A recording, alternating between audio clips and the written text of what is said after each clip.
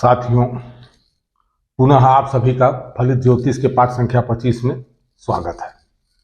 अभी तक चर्चाएं आपसे हो गई, नक्षत्र आप जान लिया, राशि आपने जान लिया, लग्न का निर्धारण कैसे करेंगे ये भी जाना, और भाव परिचय पे चल रहे हैं। आप धीरे धीरे फलित ज्योतिष के बहुत नजदीक होते जा रहे हैं और जल्दी ही आप फलित ज्योतिष अपने आप स्वयं समझने में सक्षम हो जाएंगे। पिछले वीडियो में आपको हमने जो है त्रिकोण भाव का चर्चा की थी। त्रिकोण भाव को यह हमने बताया था कि केंद्र के चारों खाने 1, 2, 3 और 4, ये चारों खाने, पहला, चौथा, 7वां और 10वां खाना, ये केंद्र भाव होता है। केंद्र भाव शुभ होता है, हमने ये बताया था केंद्र भाव शुभ होता है हमेशा। कभी कभी ये अपनी शुभता को कायम रखने में सक्षम नहीं रह जाता, तो वो उस पर बृहद चर्चा बाद में होगी। आज उसके आगे जो दूसरे भाव की हम बात करते हैं, जो एक और शुभ भाव है, तो वो शुभ भाव है त्रिकोण भाव। तो जैसा आप पिक्चर में भी देख रहे हैं, त्रिकोण भाव है। ग्रहों को कुंडलियों को जो है निरूपण जो होता है वो होता है 9 ग्रह, 12 राशियां, 12 भाव, इसी पे सारा हमारा ज्योतिष टिका हुआ है।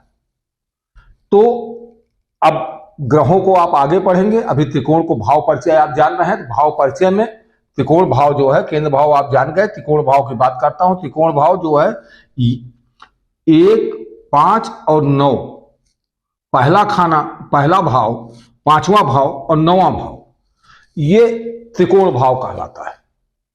त्रिकोण भाव में कोई भी ग्रह होगा, त्रिकोण भाव हमेशा ये शुभ भाव है और ये भाव की हमेशा शुभ रहता है। जो ग्रह इसमें आएंगे वो भी शुभत्व का प्रभाव देंगे, यहां तक कि पापी ग्रह, नीच ग्रह, खराब ग्रह, कोई भी ग्रह यहां आएगा, शनि भी आएगा, शनि, मंगल, राहु, केतु, कोई भी जो भी यहां आएगा, इन स्थानों पे जो ग्रह आएंगे, तीनों स्थानों पे, वो निश्चित ही आपको जो है शुभ फल प्रदान करेंगे। अब ये पहला भाव आप जानते ही हैं कि हमारा जो है किस चीज का भाव है। पहला भाव जो है हमारा जो है शरीर का भाव है, तनुभाव कहते हैं। शरीर का, हमारी आकृति, हमारे विचार, हमारे भाव भंगिमा, हमारे रूप, आंशिक, तो इन चीजों को जो है इससे हमारा जो है पता लगता है। और 5वां भाव जो है, 5वां भाव विद्या का है, हमारे ज्ञान का है, विद्या का है, संतान का है। तो यहां पे हम ज्ञानवान होते हैं। पूर्व जन्मों में अर्जित कर्म का है कि पूर्व जन्म में हमने कौन से कर्म अर्जित, कैसे कर्म अर्जित किए थे, वो भी जो है हम त्रिकोण के 5वें भाव से जानते हैं। 9वां भाव हमारा धर्म का भाव होता है, धर्म का भाव है, पिता का भाव है। हाँ, तो धर्म और पिता का भाव है, क्योंकि पिता है, भाग्य का भाव है। धर्म को भी हम यहां से जानते हैं, यहां पर इष्ट को हम जानते हैं। तो ये तीनों हमारे, और इन्हें जैसे केंद्र को हमने कहा था, केंद्र जो है लक्ष्मी के रूप में है, तो ये विष्णु के रूप में है, या इसको विष्णु के रूप में मान लीजिए केंद्र को, तो त्रिकोण को लक्ष्मी के रूप में मान लीजिए। तो लक्ष्मी और विष्णु का योग होता है, और यही 6 भाव। पहला भाव आपका जो है केंद्र भी है, त्रिकोण भी है। तो 3 भाव, पहले कल आपने 4 भाव पढ़ा था, 1, 2, 3 और 4, और अब ये पहला भाव दोनों में आता है, और ये 6 भाव। तो जो शुभ भाव 6 कहे गए हैं, वो 6 भाव ये है, तो शुभ भाव कहा गया है। प्रथम भाव ये स्वयं का भाव है। 5वां भाव जो है कलात्मक शैली, हमारी कलात्मक शैली को भी दर्शाता है, जबकि 9वां भाव सामूहिकता का परिचय देता है। अब ये भाव कुंडली में मजबूत बनाते हैं, ये कुंडली को बहुत मजबूत बना देते हैं ये, क्योंकि तीनों भाव ये आपस में मित्र भी होते हैं हमेशा। आप ये देखेंगे जो हमने राशियों का वर्णन किया था, तो राशि जो है, जब आप देखेंगे राशियों को, तो राशियां आपस में मित्र होंगी। ये पहला भाव, उनके स्वामी जो इनके स्वामी होंगे वो आपस में मित्र होंगे। पहला भाव मेष राशि होगी, तो मेष राशि का स्वामी जो है कौन हुआ, मेष राशि का मंगल हुआ। 5वां भाव सूर्य, सिंह राशि है, सिंह का स्वामी जो है यहाँ पे सूर्य होगा। और 9वां भाव धनु है, धनु का स्वामी गुरु होगा। तो मंगल, गुरु, सूर्य, ये सब आपस में मित्र है। इस तरह कोई भी राशि यहां होगी, ये जरूरी नहीं है कि यही राशि रहेगी, यहाँ दूसरी राशि हो सकती है, तीसरी हो सकती है, चौथी, लेकिन हमेशा ये तीनों आपस में मित्र होंगे, चाहे जो भी राशि हो।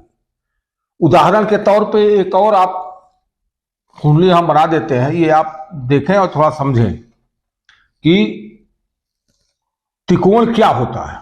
त्रिकोण का बहुत महत्व है, इसे बहुत ध्यान से समझने की जरूरत है। त्रिकोण का महत्व यह है कि त्रिकोण तीन भाव, अगर हम इन तीनों को जोड़ते हैं, हमने ये त्रिकोण बताया, ये बताया, ये बताया, इसको इसको और इसको ये जोड़ देते हैं तो क्या होता है, ये आपको त्रिकोण का स्वरूप दिखाई देता है। इसको हम अलग कलम से इसको कर देते हैं, लाल से कर देते हैं, आपको स्पष्ट ये और इन तीनों को जोड़ते हैं तो क्या हुआ, तो ये आपको दिखाई देता है त्रिकोण। इसमें तीन कोण है, एक कोण ये है, एक कोण ये है, एक कोण ये है, और तीनों बराबर कोण होंगे। ये तीन त्रिकोण जो है त्रिकोण के रूप में दिखाई देता है। इसी प्रकार कुंडली को इसको इसलिए समझना है कि हमेशा त्रिकोण जो है मित्र होगा, तो त्रिकोण मित्र होगा तो किसी भी भाव को आप देखेंगे, हमने कहा था ये लग्न का भाव है, शरीर का भाव है, तो इससे आप शरीर के बारे में जानते हैं कि शरीर की हमारी जो है क्या है, उसका उसमें विद्या कितनी होगी, संतान की क्या स्थिति होगी, और उनका जो है पंचम भाव जो कलात्मक पहलू, कलात्मक कैसा होगा, पूर्व जन्मों में कैसे क्या अर्जित है, और भाग्य कैसा होगा। तो ये तीनों मिलके जिंदगी को जो है आगे बढ़ाते हैं। इसी प्रकार धन भाव को जब आप देखने लगे तो धन के भी साथ यही आएगा कि त्रिकोण भाव बनाते समय आप जैसे धन भाव, इसको हमने कहा था कि धन भाव है, तो धन भाव जो है, तो धन भाव पहले ये हुआ, अगर तो धन हुआ तो इससे पांचवा 1 2 3 4 5, तो एक ये हुआ, अब ये भी देखिए ये भी त्रिकोण बन जाएगा, ये हुआ, और 5 के बाद 9वां भाव 1 2 3 4 अरे 1 2 3 4 5 6 7 8 और 9, 9वां भाव ये हुआ। तो अब आप इस तरह से देखिए तो ये क्या हुआ, एक त्रिकोण ये बना। इस तरह हर भाव से ये त्रिकोण बनेंगे। तो त्रिकोण जब भी बनेगा तो त्रिकोण हमेशा शुभ फल देगा, अच्छे परिणाम देगा। अब एक चीज और समझें आप इसको कि इस तरह से हर भाव का त्रिकोण बनेगा, और त्रिकोण जो है हमेशा शुभ होता है, और ये आपस में मित्र होते हैं, ये आप हमेशा याद रखिएगा। अब सवाल ये उठता है कि केंद्र और त्रिकोण, केंद्र आपको बताया था हमने कैसे, एक बार यहां हम उसको केंद्र को भी हम यहां दिखा देते हैं आपको। केंद्र भाव क्योंकि जोड़ते चल रहे हैं, जिससे फलित ज्योतिष की तरफ चल रहे हैं, तो केंद्र और त्रिकोण को आप दोनों को एक दूसरे से जोड़ के भी समझते चले। तो ये है आपका केंद्र भाव, तो केंद्र भाव ये है, ये है, ये है और ये है। इसी संख्या को हम मान लें, तो मान लीजिए हम यहां मेष राशि मानते हैं, तो मेष राशि यहां 1 होगी, तो 2 होगा, 3 होगा, 4 होगा, 5 होगा, 6 होगा, 7 होगा, 8 होगा, 9वीं राशि होगी, 10वीं होगी, 11वीं होगी और 12वीं राशि ये होगी। तो ये 4 भाव हमारे केंद्र के हैं। तो केंद्र का भाव और त्रिकोण का भाव जब आपस में संबंध बनाते हैं, ये आगे चल के आप समझेंगे, थोड़ा सा हम आपको इसको करा रहे हैं कि केंद्र और त्रिकोण का महत्व विष्णु लक्ष्मी का योग बन जाता है। तो कौन सा योग बनता है, विष्णु लक्ष्मी योग बनता है, लक्ष्मी योग बनता है, और बहुत शुभ योग होता है। तो कैसे होगा, अब जैसे 4 है, यहां के स्वामी, अब यहां का स्वामी मान लीजिए यहां का मंगल है, हम स्वामी भी लिख दे रहे हैं, यहां का चंद्रमा है, यहां का शुक्र है, यहां का शनि है, यहां का सूर्य है, यहां का बुध, यहां मंगल, यहां 9 गुरु, शनि और गुरु और शुक्र और यहां बुध। अब आपने देखा, अब क्या होगा, ये योग कब बनेगा, योग बनेगा कि चंद्रमा और सूर्य एक साथ यहां कहीं भी आ जाए इन भावों में, यानी चंद्रमा और शुक्र, मान लीजिए यहां से आप देख रहे हैं तो चंद्रमा और शुक्र एक ही जगह बैठ गए, ये क्या हो जाएगा, ये एक तरीके से राजयोग हो जाएगा, और राजयोग होगा ये बहुत अच्छा परिणाम देगा। अब चंद्रमा शुक्र के बजाय मंगल और सूर्य हो जाए, ये केंद्र है, ये त्रिकोण है, मंगल गुरु हो जाए, आप देख रहे हैं ना, मंगल सूर्य कौन कौन से हो जाएंगे, तो योग बन जाएगा, मंगल और सूर्य हो जाए, मंगल सूर्य हो जाए, चंद्रमा सूर्य हो जाए, चंद्रमा सूर्य, उसके बाद शुक्र सूर्य और उसका शनि सूर्य, ये आपस में एक ही जगह पे कहीं इकट्ठा हो जाए, इनमें से कहीं भी किसी स्थान पे एक ही जगह पे ये आपस में हो जाए। इस तरह बहुत से बन रहे हैं कि मंगल गुरु हो जाए। अब मंगल गुरु है, आप ज्यादा नहीं बता रहा हूं, मंगल गुरु है तो इसमें चारों केंद्र के ग्रह और त्रिकोण का ग्रह, इसका ग्रह, चारों केंद्र और त्रिकोण के ग्रह ये आपस में अगर वो हो जाए या इनमें दृष्टि संबंध हो जाए, एक दूसरे को देखने लगे, चंद्रमा यहां बैठा है और ये चंद्रमा है, सूर्य, चंद्रमा यहां बैठा, सूर्य यहां बैठा, दोनों एक दूसरे को देख रहे हैं, तो ये भी जो है राजयोग हो जाएगा, आपस में संबंध हो जाएगा। एक दूसरे के घर में बैठ जाए, सूर्य जो है चंद्रमा के घर में बैठ जाए, चंद्रमा सूर्य के घर में बैठ जाए, तो यह है। अब जैसे तुला लग्न की कुंडली आती है, कुछ लग्न की कुंडलियों में जो है स्वतः जो है एक ही ग्रह, जैसे शनि 2 ग्रह का स्वामी होता है, कि तुला लग्न की कुंडली को 7, 8, 9, 10 और 11, ये 10वें भाव का भी स्वामी होगा, 11वें भाव का भी स्वामी होगा, तो 10 और 11 दोनों का स्वामी होके वो कहीं भी बैठता है इन जगह पे, तो वो भी राजयोग कारक होगा। जब राजयोग की चर्चा करेंगे तो उसमें डिटेल में बात करेंगे। आज हम त्रिकोण की बात कर रहे थे। त्रिकोण ये 3 भाव हैं, तो 3 भाव कौन कौन से हैं? त्रिकोण का एक भाव ये है, एक भाव ये है, एक भाव ये है। पुनः समझिए कि त्रिकोण जो है, और इनको यदि करते हैं तो हमको त्रिकोण के रूप में दिखाई देते हैं। तो पहला भाव, राशि अब ना समझिएगा, आप गलती ना करिएगा कि राशि जो 1 से 12 तक की होती है, तो मेष राशि, सिंह राशि, धनु राशि, तो राशि यहां कोई भी हो सकती है।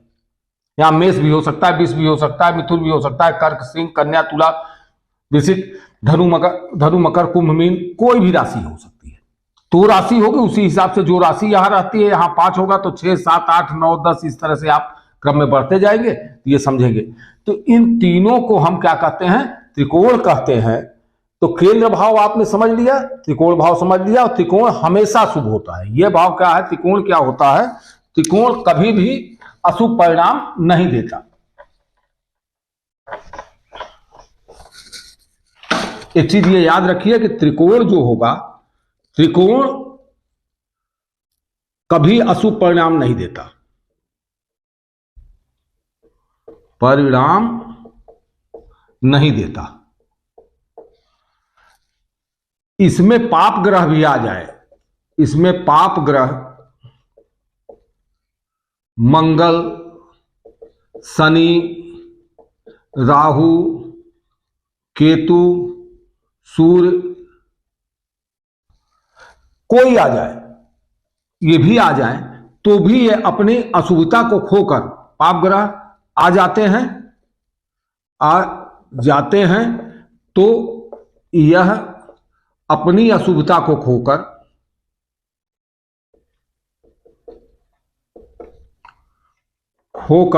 शुभ फल देने लगते हैं, शुभ फल प्रदान करते हैं। अब आपने ये समझा, किसी भी दशा में त्रिकोण हमारा जो है अशुभ परिणाम नहीं देता है, ये शुभ परिणाम देगा। और आज हम त्रिकोण की बात कर चुके हैं।